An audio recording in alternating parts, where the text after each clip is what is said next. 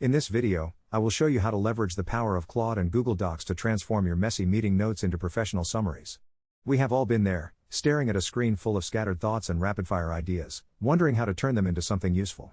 The secret lies in using a powerful AI assistant and a specific template to save yourself hours of manual formatting every week. First, you need to prepare your workspace. Simply head to your browser and type docs.new to open a fresh Google Doc.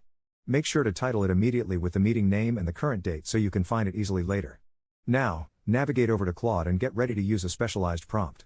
You want to tell Claude to act as a professional executive assistant. Instruct it to turn your raw notes into a clean and highly structured summary specifically formatted for a Google Doc. The prompt should request specific sections starting with meeting details like the date and attendees. Next, ask for a 3-sentence executive summary that gives a high-level overview of the session. You also want a bulleted list of key discussion points and a very clear section for action items. Make sure to tell Claude to include checkboxes, assigned owners, and specific deadlines for every task. This ensures accountability across your team. Finally, add a section for next steps to schedule your future sync. Once Claude generates this text, copy it directly into your Google Doc.